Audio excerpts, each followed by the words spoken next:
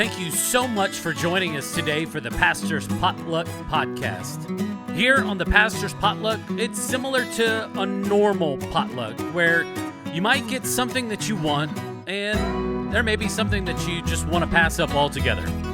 And that's okay. There's something here for everybody.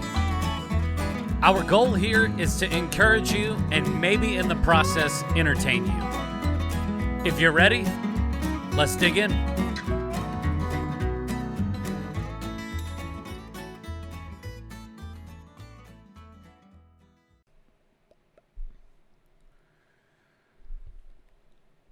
Well, thank you so much once again for joining us here for our Pastor's Potluck podcast. We have a great one for you today. We have Pastor Cheryl here with us. Welcome. Hey. This is like take two because last week, I don't know if y'all listened last week, but Jessica kind of went over with like how frustrated I was because the piece of equipment wasn't working and I'm looking at everything and it's doing the same thing that it was last week. So hopefully it's recording. Hopefully.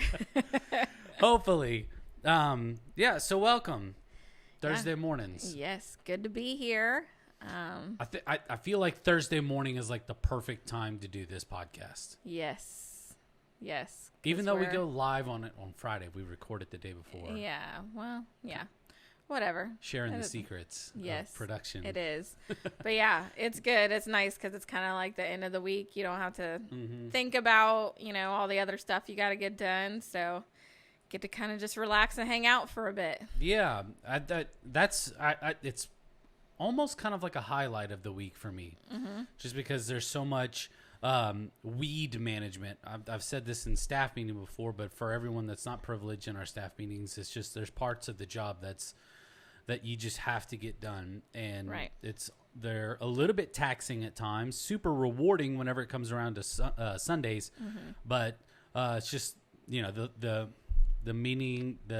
not so meaningful task of the job, paperwork and just all the little tiny stuff that goes on behind the scenes. So Thursdays are like a huge highlight. Yes, it is for sure. Have you found any weed management yet in your new role here at Southridge? I mean, one of the main things that I'm like helping with or being in charge of is Asana assignments. And so that's something I never thought that I would do or enjoy doing because I don't like to-do lists normally. But I have discovered a little bit of joy in them because they help me remember things and set deadlines, which I need because I am like a low details person. And so if you tell me to get something done, I'll do it. It just may be, within the next hour. It may be in the next few weeks or months. And so anyway, that's there's a lot of different things between that and just I have to check emails more regularly, which I don't like doing. No, I let mine pile up. And so, but I have more people who communicate through email now in the new role. And so there are some things that I have to do now that I didn't always do that much of. But so explain to everybody what Asana is, just because we're kind of talking a little bit about it. That way they're like, what's Asana? So free advertisement for them. Asana is a task management software, basically. So you can do different kinds of projects in it, all kinds of different things. You can create any kind of template that you need for different things. So we use it a lot for, events that we do, announcements that need to be made, like whatever, any kind of images, like all that stuff. I mean, it just all goes in there to make sure that we as a team are all doing the things that we contribute to those things to get done. And in the time that it needs to be done. And so then we can also communicate and see like, if Jared has gotten an image done that we need or, make comments back and forth and that. And so it's kind of a central place where instead of messaging back and forth or coming down to each other's offices all the time, it's all like digital. And so that's what we use for pretty much all the things we got going on. Dude, I love it at the church. In the previous churches that I worked at, we didn't have anything like this. It was like we literally spent half a day going over all of our stuff, and goodness gracious, I'm just so glad that we utilize this, just because it does cut down on a lot of meeting time. Yes. Which allows for us to be more productive. It's a task manager, and so everybody's assigned their specific roles, like you said, and they have due dates, and you know what you need to get done on the day it needs to be done or turned in. So it's fantastic, and I've enjoyed that part of the leadership here is just saying, hey, I understand your time is valuable, because I mean, if you do the math, we're literally only here for maybe 30 hours a week. Yeah. And we are getting work done, which is typical of like a 50 or 60 hour work week, which is fine. It's great, right. Because that's the job that's asked of me. But it's also at the same time, like, how can I maximize my time? And exactly. This is the best way that I feel that we can maximize our time, is just have all these little things spelled out for us, so there's no miscommunication. Nobody's running around with no guesswork. No Don't have to worry about losing that Post-it note you wrote down what you needed on, or that kind of thing. And so, it's really something that I've come to enjoy and appreciate as well, because it is very helpful. And it's time consuming on your part. Oh my goodness. A little bit, but that's okay. I feel like that's like whenever you get in the zone, like my little email ticker, like it just goes off, like the notifications. It's just be like, Cheryl assign this, Cheryl assign this, Cheryl. I'm like, she is killing it today, but my goodness, so is these notifications. They're killing me. Turn those off. Just turn them off and check them once a week. No, so yeah, it's good. And it frees us up to do, different things, meeting with people and actual like in-person ministry with people throughout the week as well. And so, so it's good. Yeah. I love it. It's great. I'm so glad that we utilize it. Yeah. So that's one of the aspects of the job that probably you wouldn't have you wouldn't be privy to knowing that, for all you listeners out there and watchers and whoever's consuming this content. Speaking of this, I just want to say thank you once again for everybody for listening to the Pastor's Potluck. I think we've done 3 episodes. We've gone live with 3 episodes, and we've had like over 150 downloads, and it keeps on counting. We've had people like listen to this in Germany. I know. It's so crazy. But, what is that? Like the 7 degrees of I don't Kevin Bacon or whatever. We're like, somebody is connected to somebody that's connected to us from Germany possibly, and that's how they get it. Who knows? I don't know, but I feel sorry for them if they're trying to learn English and maybe they're listening to our podcast. Like, listen to a podcast in English. Translate this English podcast into German, and but I'm super appreciative of it. I'd like to know who they are. I just want to talk to them. Someone from here did just take a trip to Germany, so who knows? Maybe who? I don't want to say their name in the air. Oh, they're all right. They're in the military. That's all I'll say. Okay. Well, maybe they could share it with people as they go to their trip. That's right. I knew that. I actually prayed for that person whenever they were on their trip. So, who knows? But either way, like, it's pretty cool to think about, even, whether it's somebody we know or not. Like, if they're away from here, they're still wanting to connect and find out more about us. And I've enjoyed listening to them. Even when you make fun of me and my height, like, it doesn't matter. I just want to let everybody know. I really don't care. I've been this height for a long time, so since you were like I've 7. heard it all. So yes, I didn't grow. I was kind of tall in younger elementary days, but then I just never went up from there. Cheryl's a prime example of like whenever your parents told you to not drink coffee because it'll stunt your growth. Although I didn't drink coffee when I was little. Just go with it. Just go with that joke. That's okay. And my dad said that if half of me weren't turned out for feet, I'd be pretty tall, because I actually have decent sized feet for my height. Like, everybody thinks I'll have. I've never noticed. Do you have like flipper feet? No, I mean, I have like Average feet. I don't know. I wear 8.5, but like most people see my height and Erica they think wears that I an would 8.5. See, Erica's tall. Like, so most people like around my height, they have tiny feet too. But so like I have bigger feet. So my dad says that's where my extra inches went to. Huh. You know Michael Fun Phelps, the swimmer, right? The guy that Yes, was like I know Michael Phelps. the I don't know, Personally. 16-time Not really. Yes. gold medalist in swimming or whatever.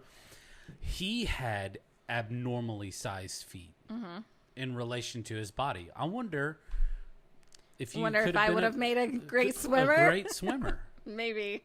I don't know. I would have had to have some good lessons though that I did not have as Yeah. a child. So That's just a random fact. that is. It's interesting. Well, now that y'all have heard about my feet and Michael Phelps' feet, what else? People are going to be know? like staring at your feet from now on, like, oh my gosh, she is right. But no, it's all good. Okay. So you recently, I guess not recently, it's been maybe about 5 months now that you transitioned from the kids pastor role into an associate pastor role. I know it's not your technical title. I mean, if you had a business card, what would it say? It would probably say the next steps pastor or Yeah. next steps in discipleship. But next steps is the easier way Yeah. because discipleship is part of a next step in faith. So it's just all lumped under there. Yeah. I just put it all in the same basket, Yes, right? It's all there. I think that I remember the first time that somebody said, "Hey, like you're like the worship and creative arts and media pastor." I was like, "Can we just put that all underneath the same thing?" Right. It's all part of worship. Let's just lump it under there. Yeah. I'm all about like main umbrellas and like what can all fit under there. What's the overarching thing? Yeah. So, How to get people involved and how can they grow in their relationship with Jesus? yeah. It's that you're that pastor. Yes. Yeah. And so like if you were to go to src.life and see like all the discover things, discover purpose, discover community, discover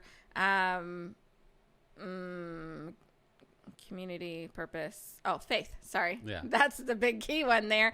Anyway, all those things are under that. Like I kind of oversee all those things. And if you come to us to visit our church in person, then you can go into our next steps room and like anything in there. Like I kind of oversee all those different things in some way or another. And so there's a lot of different things under that umbrella, but it's not just all me. I am excited in this role because I get to help others and equip and empower others to do those things that they're passionate about. So we have an amazing groups coordinator that I get to work with and help take her vision and her ideas and concepts for things and help move those things forward. And give her what she needs to do it. So I get to equip and empower her to go and do her job well. And so that's something that I really enjoy doing because I'm a helper. I'm a number 2 on the Enneagram. And so I like doing those things. I like helping people. So Yeah. that's what I get to do. I think that Leslie does a great job. And I think that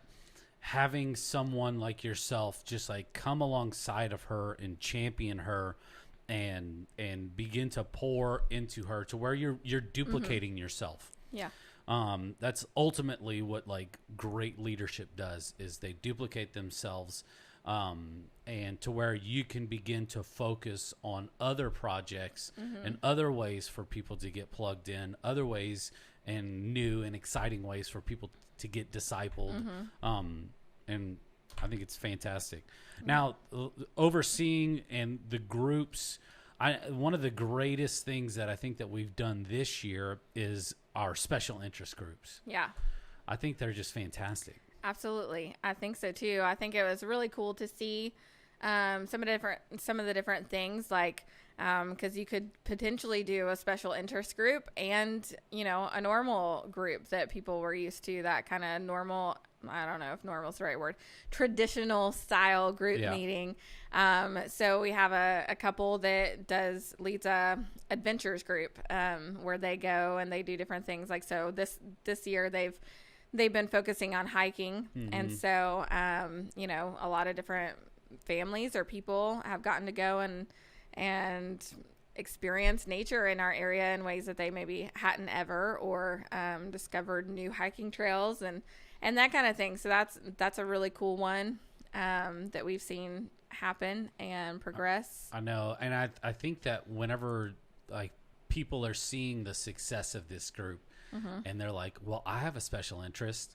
Like I want to lead something. And so there may be somebody out there that wants to, they say, you know what, I am really excited about crocheting or knitting. And I may not be able to do like the physical side of things, but I can get a group of ladies together and we can sit down and crochet and knit or make something and then possibly give it away to, you know, like say like the Ronald McDonald House or whatever, you know, for like these families that are coming in from out of town that just don't have access to things that are maybe homey. I don't know. That's just a great idea that I'm so if just you popped in my head. like to do those things, get a hold of me. I'll help get you started in that. But yeah, I think it's great. I think it's nice also to give somebody a less intimidating introduction to groups. To experience community in a different way. Because for a lot of people, it's really intimidating to say, I'm going to go to a house of somebody that I don't know and talk about things that are deep or personal and open up. And like, it can be really intimidating. And that's not like, we don't start out week one like asking you to tell us all your deep, dark secrets or anything like that. There's a process. But for some people, that's where their mind goes to is, oh my gosh, I've got to go to the stranger's house with people I don't know and talk about my feelings and or like what God means to me and what if I say the wrong thing or what if, you know, whatever. And so it's really scary for a lot of people. And so it just gives them this like easy introduction into that. And then they maybe make a connection with somebody who's in another like more traditional group and they can make that easy invite. And they're like, okay, I know somebody, I can do this. Like, or this wasn't so bad. Maybe I can make that next step and join a group. This community in groups was something that was very important to me from the beginning. Before I was actually like attending Southridge regularly, I was a part of groups here. And so, so that was really cool for me. Through your husband? Yeah, through my husband. So when we met, like he was living up here in Charleston and I lived in Huntington. And so, and I worked in retail and restaurants. And so I didn't always have weekends off when he did. And so if I was off on a Tuesday and that's when his group met, I would come up, we'd have dinner and hang out at his group like together. And so, and so my first experience with like really getting to know some people from Southridge was at a group at their house. And I got to just be a part of that. It was really cool that they opened their house up to me, a stranger, and let me be a part of their group in the middle of that. I remember getting to pray for someone. They did a thing where they shared prayer requests and we prayed for the person on our left. And so somebody prayed for me and I got to pray with, it was actually the leader's wife. And they were having trouble conceiving and having a child. And so like, I got to pray for her. And then I remember like months later, the next time I saw her, she was pregnant and like being so excited. You're like, what? But also mad that Anthony didn't share that with me. I was like, why didn't you tell me? But so like, I prayed for that woman. And I knew it wasn't just because of me and my prayer or anything, but I was like, oh my gosh, like that's exciting. Like I remember being so excited for her, even though I barely knew her. I only really knew her a couple times, like from those couple group meetings. But I was still like, I was a small part of that story and being able to be connected in community with that and find out and get to celebrate about that later was just super cool for me. And so I want other people to be able to experience that same kind of community. And I have a feeling you're going to get a lot of ladies coming up to ask you for prayer. Stop it. I would like to have another baby, please. Please pray for me, Pastor Cheryl. I'll pray for you and Eric. No. Don't. No. Don't pray for me. I'm Sorry, good. I wish you could have seen his eyes. Just Yeah. We need to change the subject so I don't get in trouble with my wife, but no, I'm good. Pray for something, you know, I don't know. Pray that I gain muscles or something. I don't know. Do something else. Don't pray for children for me. I don't need that. Okay. I've got 3 and they keep me busy. They keep me on my toes. 3 is different. 3 is hard. 3 is the game changer. I gotcha. I'll pray for y'all. Dude, 3 is the game game changer. And you have a 7-year-old. Six. He just turned 6. So they're Why did I think he was 7? I don't know. They're just like over 2 years apart, both of them. It was like 2 years and 3 months and 2 years and 4 months in between them. And so, yeah, he just turned 6. Esme will turn 4 in January, and Anakin's 1. He'll be 2 in May. And so, dude, yeah, we've been there because Nolan was born in December of 2009. Luke was born in March of 2012, so like 2 years and 3.5 months later. And then Ryan was born in October of 2014. And I can tell you, this 5 to 6 year old as your oldest, and then your baby being 1. I mean, it is.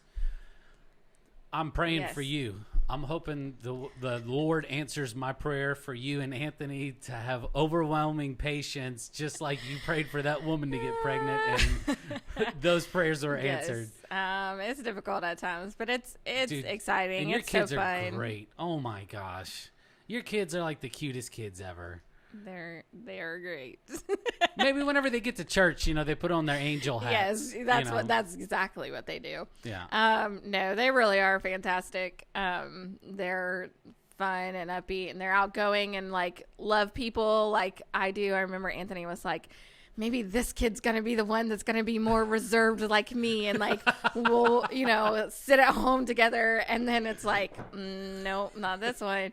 And so, I mean, it's kind of one of those things that's like great, but it's like nerve wracking as a parent too, because they don't know strangers. Like they don't understand that concept. I mean, Carter's just like goes up to anybody. Hey, my name's Carter. Dude, like you thought, like you would introduce you, say, "Hey, my name's Carter" to him every time you saw him, because that's what he said to you. I know every single time he would walk into my office, he'd be like, "Hi, my name's Carter." I'm like, "What's up? My name's Carter," and he'd kind of look at me like I was a moron or something, and then he would just walk on. I'm like, "All right, cool." Yeah. But yeah, he's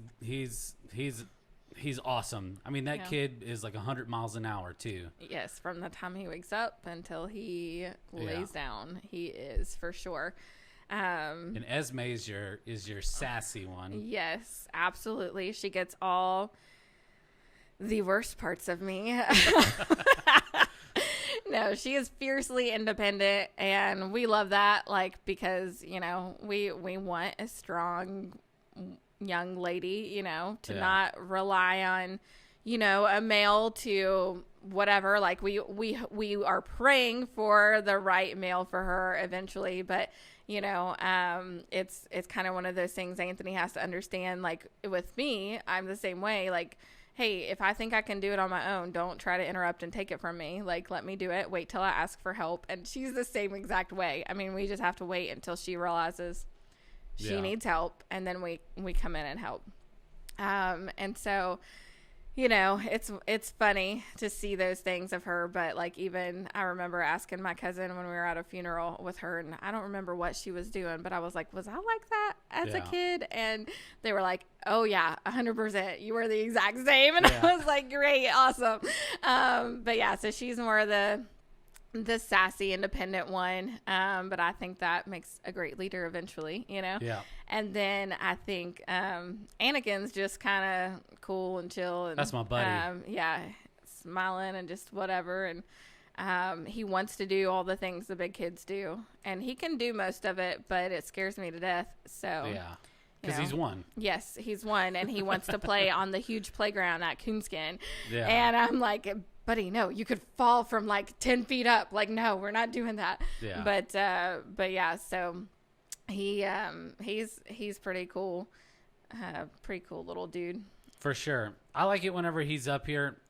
During it, occasionally you'll have one of your kids up here and just they're running up and down the halls, and it just kind of gives like a new kind of life and energy for the place. Kind of breaks up the quietness that is usually around here, because everybody's in their own office. And there's been times where Anakin and I pick him up, we walk around, and I read to him all the different signs, and he's just loving it.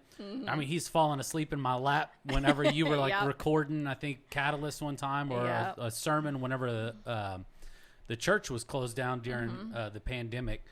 But yeah, he's about as easygoing as they get. Yeah. Like, I don't think. I mean, I've seen him get frustrated, but that's just because he's just tired or hungry or something. Yeah, like the other night when he slapped me in the face. But, oh goodness! But yeah, he's great most of the time. So all the time, like he's one. He can't say the things that he was wanting to say. Yeah.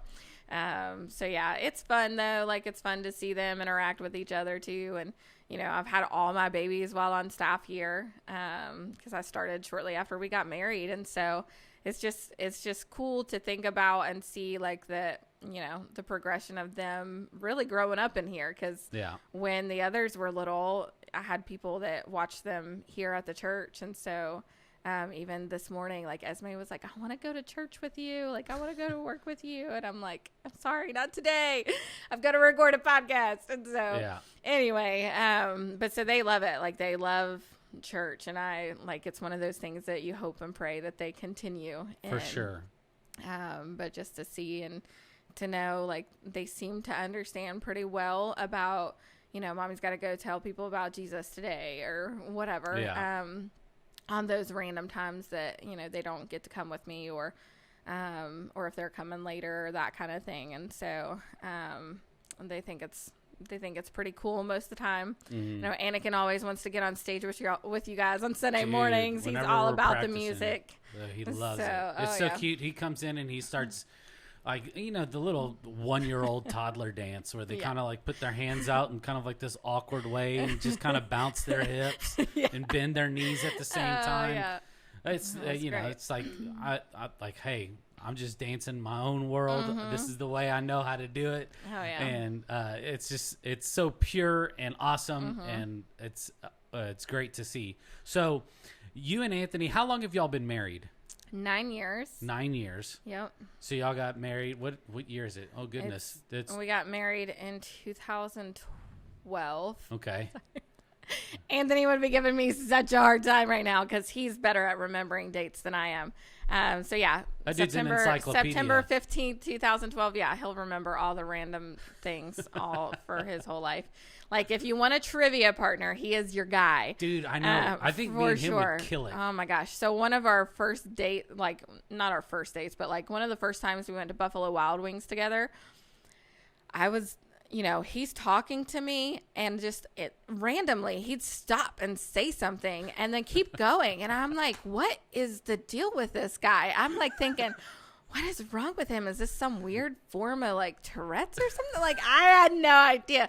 And finally he says trivia and keeps going. And I go, huh? He goes, I'm answering the trivia that's on the screen. And I'm like, oh my gosh. Like I'm sitting there listening intently and he's talking, having a conversation, but he's just randomly shouting out like the answers. And I'm like, oh my gosh. So if there's trivia in the room, like he can't like not answer. It's one of those things. And so, yeah, he's definitely your guy for just trivia partner. Yeah. I used to go to this place that had this. I don't know if it was the same thing or a similar deal before I got saved, and they had it in a bar. And I would just sit down all night, and that's what I would do. 6-7 hours. And I would just sit down and play trivia. And it got to the point to where they started doing like national ranking.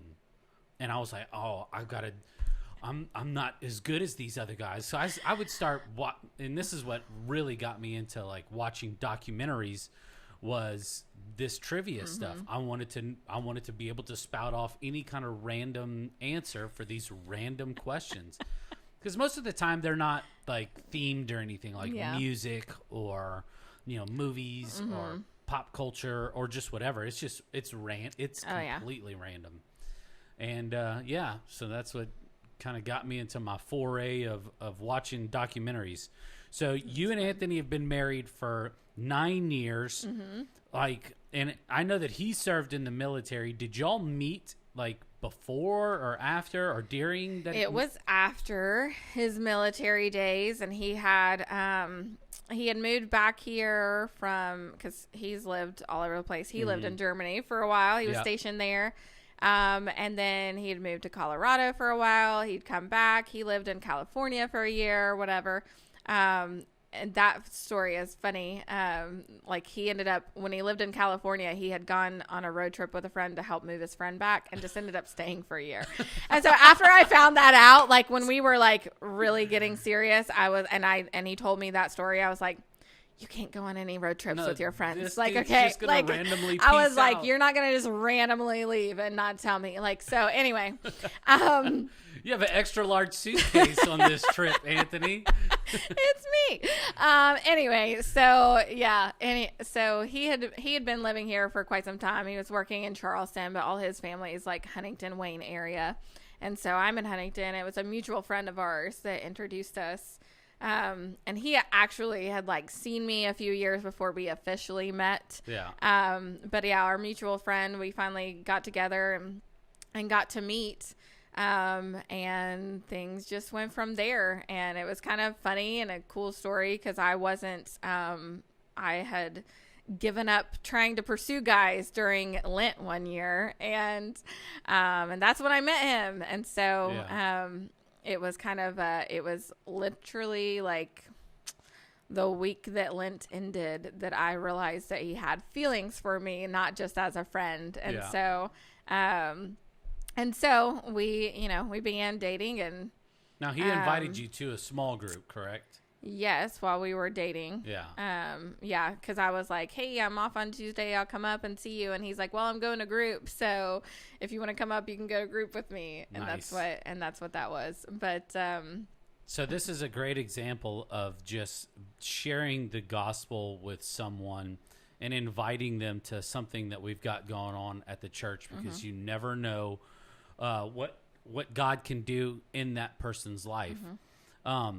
And I don't mean to make this sound like a joke, but if you're single and you go to church here, invite somebody to your small group or to one of our services, but you never know. But I mean, the most important thing is just inviting them and making them feel loved and welcome first and foremost here at the church, and just allowing, just letting God do what God does in people's lives. You know? And I think it's great. Like it was a great example for me to like be able to see how much his faith meant to him and those things, because I think a lot of times we want to cancel those things that we are doing, like the church things, because somebody wants to hang out with us, or because, because he could have very simply said, hey, I'm not going to make it to group tonight. My girlfriend's off work and we're going to go have a date.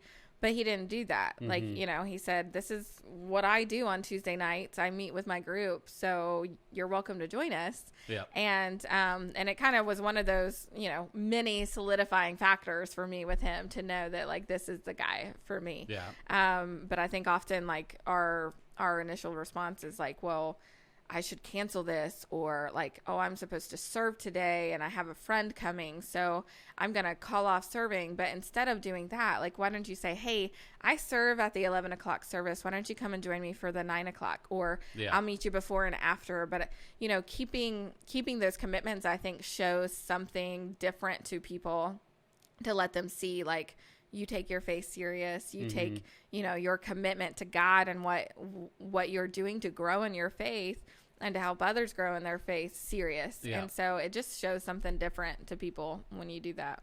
I mean, you just never know.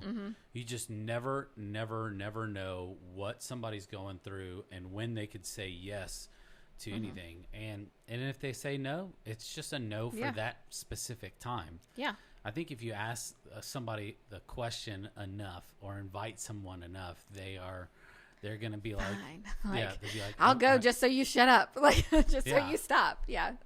But even if you just approach it in the right way or the correct way, and not to where it's like annoying, right. Just be like, hey, like, I just really would love to see you at church. Like, I believe that, like I said, over time, like, they'll be like, you know what? You've been talking about this a lot. Like, it's that consistency. Yeah. That it's not just like a fad that you're going through or something like that. Because I think, I have a lot of family that don't believe in God. And, after my aunt's funeral, I remember my cousin looking at me and being like, you're the most genuine Christian I've ever met. Yeah. And he's much older than me. Like, he's old enough he could be my dad, Yeah. And so just hearing that like shows that, okay, something I've done has shown something to him to make him see that this is genuine, that this isn't just something that like a phase I'm going through or whatever else. And so those consistent like things about you, like with your faith or whatever, I think really shows a lot to people. Yeah. As well. So with you and Anthony, y'all have been married for 9 years. Mm-hmm. Y'all, you've got just a little bit less than a year to get to 10. So a lot of the times, like married couples create like traditions, like with their families, with their immediate families that maybe they've picked up along the way of, like hanging out with their own families, before they got married. And I know that y'all still go and hang out, and Anthony's side of the family is relatively big, right? Yes. Like big.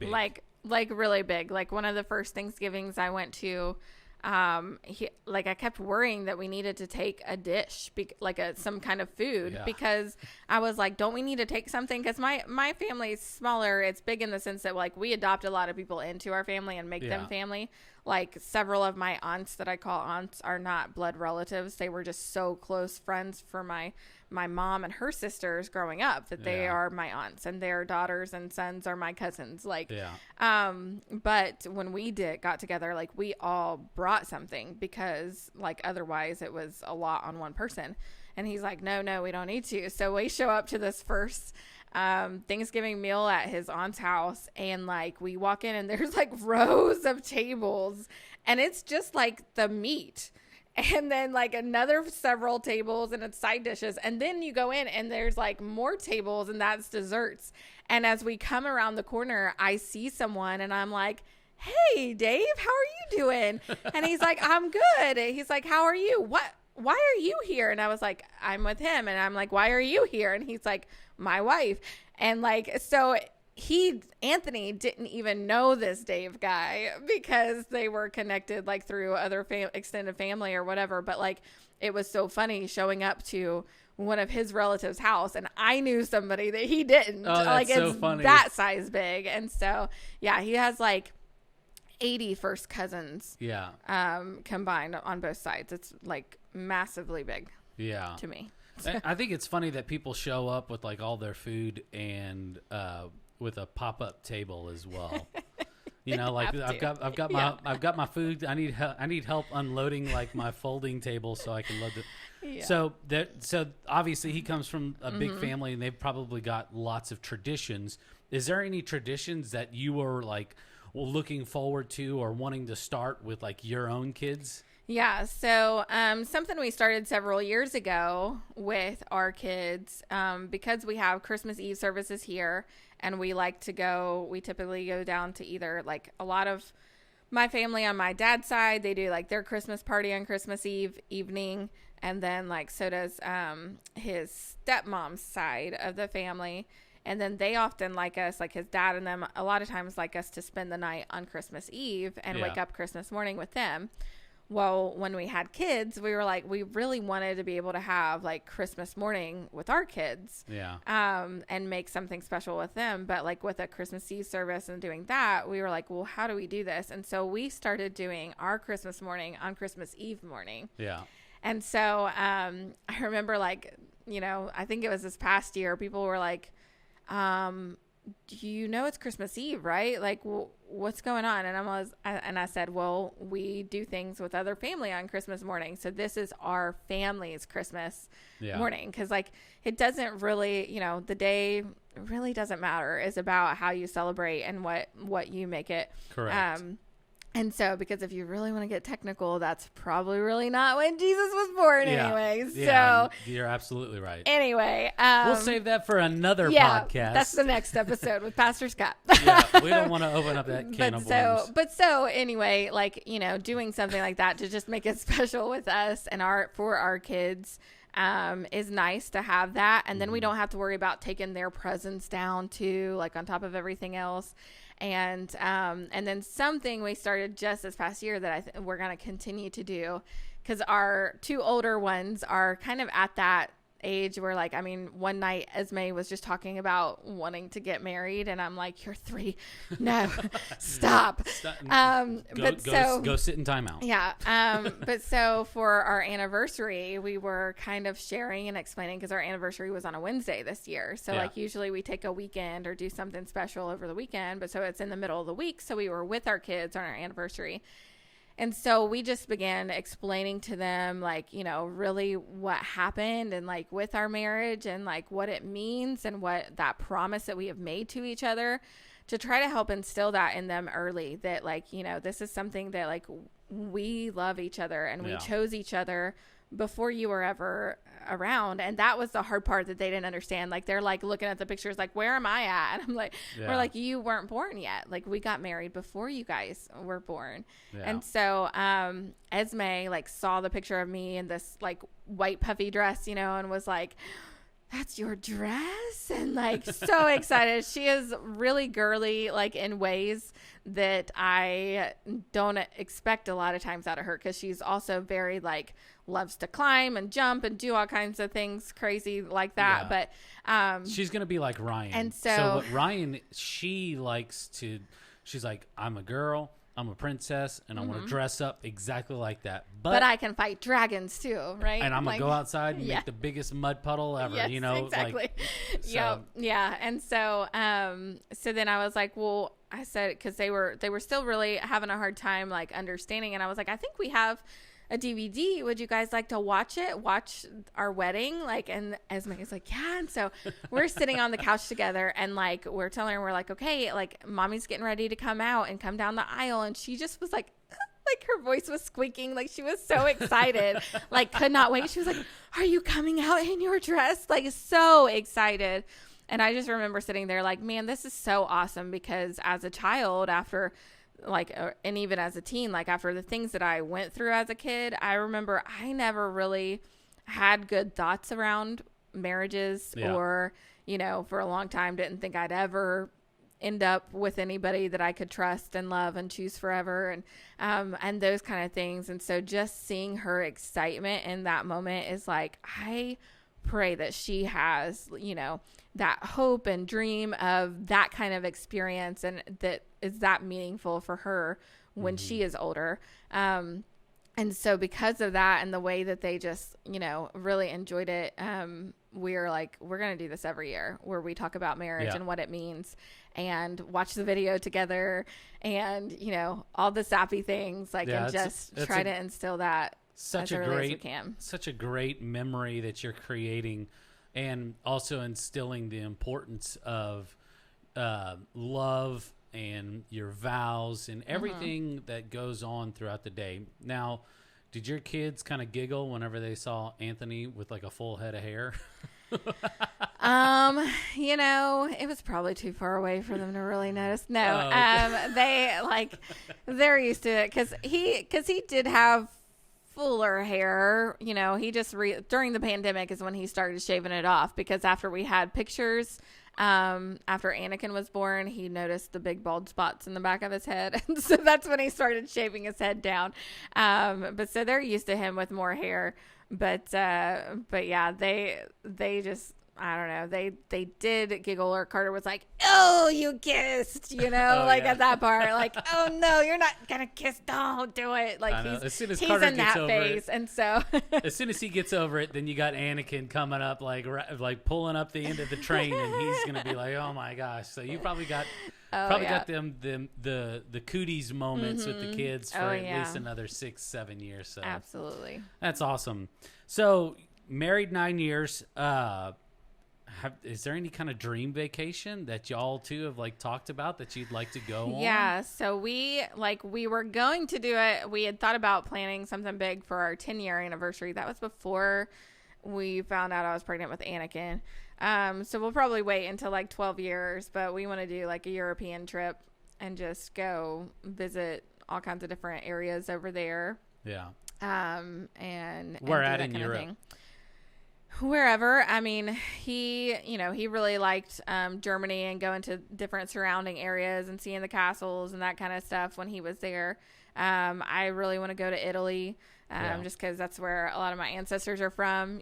My grandmother was fully Italian, and so just getting to see some of those areas where some of my people come from, and then like we really think Ireland would be fun, and I mean just wherever, like we're up for whatever. So we would probably do all kinds of stuff or take several weeks if we were to do that kind of thing. But so we're like, we should go ahead and start planning it and then saving for it and and do it. And so when we found out we were pregnant with Anakin, then we were like, well, that money's got to go towards having the baby and taking care of the baby for a little bit. And all the little things that go with it, the accoutrements.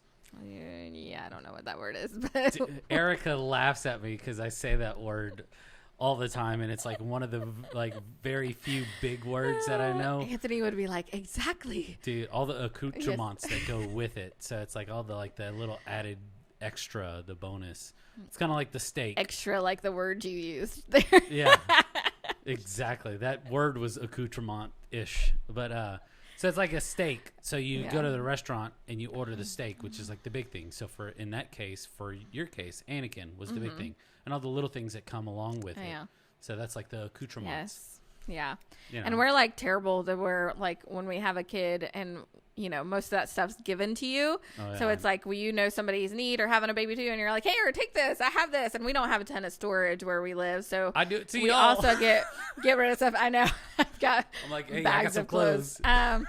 But so yeah, we'll get rid of things, and then we really thought we would wait longer before we had another child this last time around. So I had just gotten rid of all of Carter's younger clothes, and then we found out we were pregnant. And I was like, well, I won't get rid of the 3T stuff yet. But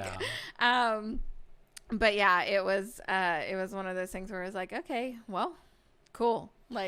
But we are done now, yeah. So. And I'm super appreciative, like whenever you have like baby showers and like all the stuff that you get. I wish that there was like a checklist though sometimes. There is. Oh, well, I don't know.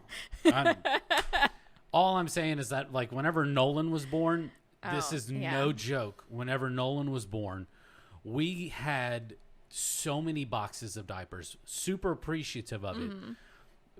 And we also had like so much lotion, like baby lotion and baby soap. I'm telling you, I didn't buy baby soap for maybe 5 years. Oh yeah.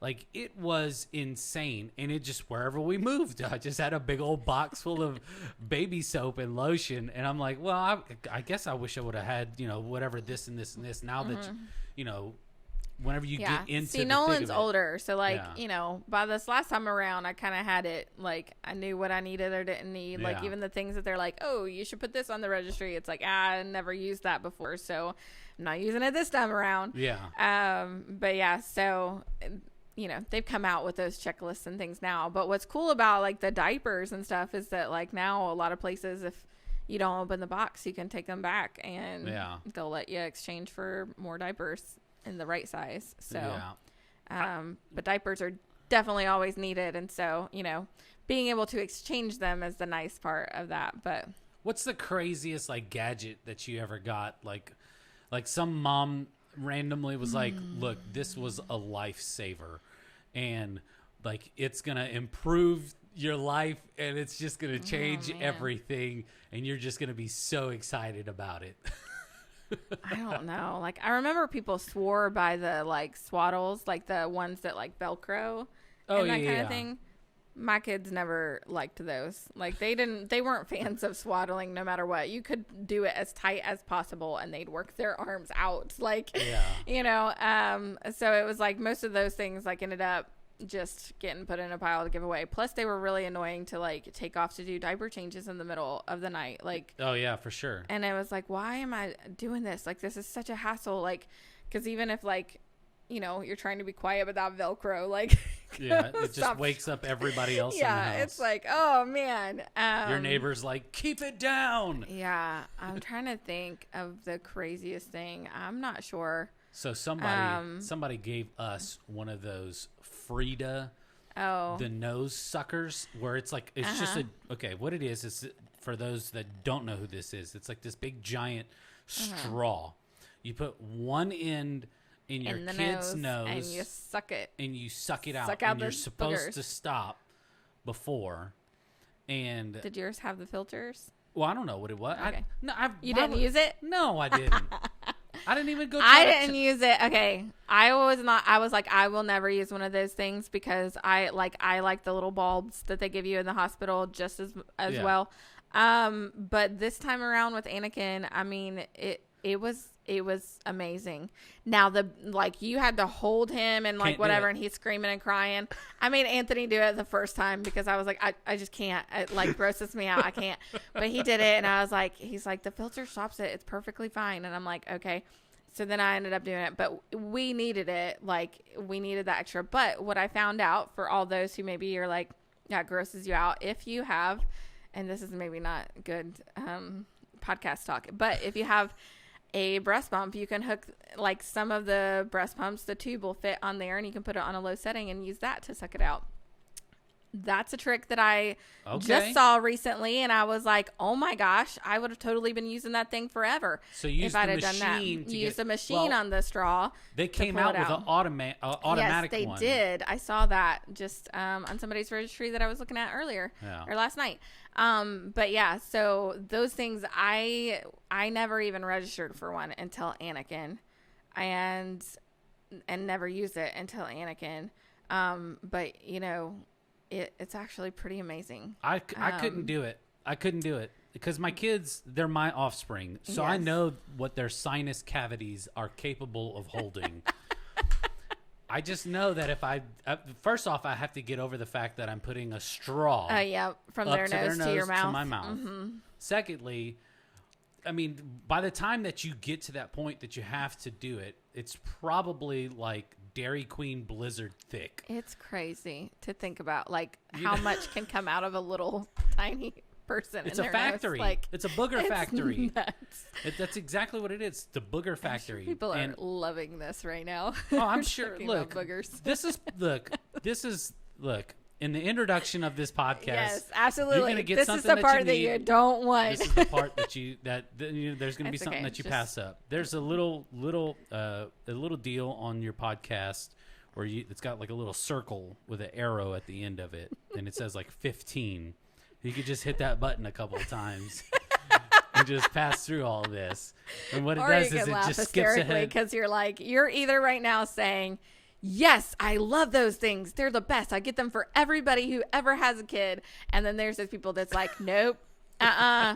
Not doing it. Not for me. That's the most disgusting invention of the world. Nope. But yeah, I'm not doing it. No. I'm not doing it. I'll watch somebody do it, and I'll laugh. Yeah. And I will probably. Yeah. But something that I think is amazing that now it's like the thing that I buy for everybody is the Hatch for babies. It's like a light and sound machine together, and you can program it on your phone to set it up to where it comes on at a certain time at night and goes off at a certain time in the morning, and you can set the light and the level of the light and the sound and the level of the sound and all of those things, and I can control it from my phone. So it's like a night light, but super edition. Yes, it's like sound machine, night light, all of that amazingness together, and it has been a lifesaver with Anakin. We didn't have it for the other two, but we know how much it helps him. And we got it just simply because our kids at daycare were like, how did they get 20 kids in a room to nap at the same time? We're like, this is insane. Well, when I've picked them up during nap time, they have some kind of a sound machine or music playing, the lullaby. Yeah. I think they have Echoes in their, or Alexas in their rooms, whatever. They have things like that in each room, but they're playing music and stuff like that during that time. And it drowns out all the other noise. Cause you get one little kid giggling and because then I'm like, man, especially especially for the third kid, I'm with the other two kids and their noises and their rooms right next to them. I mean, it's just been fantastic. So I highly suggest getting those. It's called a Hatch. A Hatch. They make them for adults too, different ones. I don't have any problem sleeping. Yeah. I maybe get it for Erica. She has trouble sleeping at night, but I think it would be really cool. You put like one of them oil diffusers in it, and like people put that would be another step up for sure. That's like super duper deluxe edition nightlight. Absolutely. Well, that's funny. Well, our next segment, something that we like to do is just rapid fire questions. And it's just a way to kind of get to know you, like completely random stuff. And I want to start off by asking, what is your favorite cake flavor? I like red velvet a lot. I also really enjoy a good carrot cake that's not like dried out, because that, sometimes it's hard to do. But I also really enjoy Italian cream cake. But like the carrot cake and Italian cream cakes, like those aren't often like flavors that you can pick up traditionally in a lot of places. But red velvet's like more of that. Well, they don't have like a carrot cake mix box, do they? I think most people like that make carrot cake. You have to make it. You have to make it from scratch. So So back when I had time pre 3 kids, I used to make carrot cake and Italian cream cake for like Christmas and things like that for my family. But it's been a long time since I've done that. Dude, if you like carrot cake, you need to go check out this place. It's a restaurant. It's called J. Alexander's. It's whatever the closest Ohio city to us, whatever's 2 hours away, and whatever. I don't know. Don't laugh at me. No, I'm laughing because I'm terrible at geography too, so I can't even help you. And it's Columbus or Cincinnati. I don't know. It's Columbus. Okay. So there's J. Alexander's there. I've already looked it up on maps or whatever. I'm terrible with geography too. Yeah. I could tell you what countries are, whatever, but see, this is why me and Anthony just need to hang out. Yep. We're just rabbit trails. Like, that's all we are. But anyways, carrot cake. J. Alexander's, Columbus, Ohio, actually has the absolute best carrot cake I've ever had in my whole entire life. Erica and I, we whenever we lived in Texas, the city that we lived in, they had a J. Alexander's, and every year for our anniversary, we would go to J. Alexander's, and loved it. Oh my goodness, loved it. It's the absolute best. So if you're ever in Columbus, even if you don't want to do dinner, it's a pricey place, a little bit of a pricey place, but it's a good place to splurge for celebrating an anniversary. You got to get the carrot cake. My goodness. You'll never think of carrot cake the same. Probably not. It is the absolute best carrot cake. Probably why I don't get it around here very much, but I wonder if they can ship it. Like sometimes I feel like Cheesecake Factory now does that kind of thing. Well, it's a scratch kitchen. Oh, yeah. So it's not all like come from like the freezer, like, from a distribution. Everything there is like made from scratch. The bread, if they do pizza, I don't even know if they do pizza. I always get a steak, but just anything, it's all made from scratch. So if like the breading for like their fish is all fresh fish. So if Anthony listened to this, I guess we need to plan an anniversary trip to this place. Dude, don't know. You just celebrated an anniversary. Why would you wait that long? I don't know. Okay, so it's like somebody said, "Hey, I just hid $500 in this bush," and you're going, "I'm gonna get around to that next year." We have 3 kids. We have to wait for a special occasion. I don't know. We'll figure out something. Dude, just make a day trip out of it. Yeah. Dude, what? Look, no, time out. Perfect idea. My family and your family, we'll go up there and hang out, and then we'll just like whatever for dessert or something, because obviously you can't take your kids and like these. Yeah, no. We'll watch your kids while y'all go, and then you come watch our kids, and we'll go. Yeah, or there even that. I was kind of saying, hey, let's go do something, but I see how it is, Cheryl. Me and Anthony will go get carrot cake because he doesn't try to pass off like babysitting or anything. What is that supposed to do? It's all right. Know. Let's move right along to our next question. How do you start your day? Oh, with a smile. Yeah. Okay, so I usually try my best to start with the YouVersion verse of the day.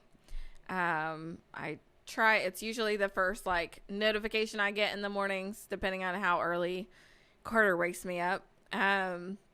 But I usually try to start with that before I get out of bed, or if I've had to get out of bed because, he peed his pants or something, then I do it after the fact. But before I walk out the door, I usually have read that verse, just to have something to think on and meditate on and start in a positive way, because life is crazy with 3 young kids. Yep. And, if I can start with something small and simple that takes me just a couple of seconds, then that can help carry me until I have that moment. Cause for me, like my big, there's a lot of people that it's like, oh, I get up, I enjoy my cup of coffee and I have my worship music playing and I read a chapter in the Bible, and like that's just not our family or my phase right now. Yeah. That for me is more like of a evening, everybody's in bed, then I have quiet time and I can actually focus. Because I am not like the kind of person who can read or do work with like sound and stuff going on. Yeah, I'm the same way. Like Anthony can he's reading on his phone constantly. He can read on his phone and have the TV going and the kids are nuts and like whatever else, and he is able to retain and absorb what he's doing. I can't do that. Like it's not for me. So I have to have that quiet and that peace, like to be able to really focus and absorb what I'm doing. Dude, drives Erica no matter nuts. what I'm reading. I just I can't even hardly listen to music with words on it while I'm reading, because it distracts me and I end up just like I'm singing the song or humming it in my head and I'm like, wait, I'm supposed to be reading. And so I start with the verse of the day. I try not, like when I open my phone, I'm not opening anything else, any other app until I do that. So awesome. What was your favorite subject in school? I really enjoyed math and science. Science, I don't even know. Like I started college as a biology pre-med major because I'm just crazy. Yeah. I don't know. What do you do with that kind of degree? Well, it's, I was going to go into pediatrics, but to go into the medical field, often it's a science major of some kind beforehand before you go into that. But so that was my goal in life, was like I'm gonna become a pediatrician, and I thought that I would end up going on the mission field and helping take care of kids physically, but then also minister to them. Like that's what I wanted to do. That's what I thought I was going to end up doing, because I was raised in churches who didn't affirm women in ministry. And so that's what I thought was going to be my route in, because I knew as a teenager that I was called into ministry. But I didn't understand how that would be possible. And so that's what my dream was. But anyway, so my senior year, because they had done away at that school with half days as a senior, I only needed one class my senior year, an English class, but I took 2 of the highest level science classes they had there. I took both of those. What were they? It was biology 2 and physics. Yeah. Took both of those my senior year of high school. And I was going to take, I think it was calculus 2, but then I don't understand that at all. The kids that were like a year above me, they were like, we didn't cover anything that we didn't cover like in the year before. And I was like, well, then forget it. Like if I'm not going to learn anything new, and I didn't need it. So I ended up dissing that one and doing chorus of all things, because I was told it was an easy A and it wasn't. We got a substitute teacher that was hardcore. And so just a note, chorus is not always easy if you're in school. But so I took physics and biology too my senior year, but I loved it. Yeah. Well, awesome. I really appreciate you coming out today and joining us for this episode of the Pastor's Potluck podcast. Just fingers crossed that this thing recorded. Yes. Thank you so much. We'll see you guys next time. Thank you so much for listening in with us today. We really appreciate it. If you haven't done so already, go ahead and hit that subscribe button. You can also follow us on social media, on Facebook, Instagram, and you can also watch the video version of this on YouTube as well. All you have to do is search up the Pastor's Potluck Podcast. From all of us here, we want to say thank you, and we'll see you next week.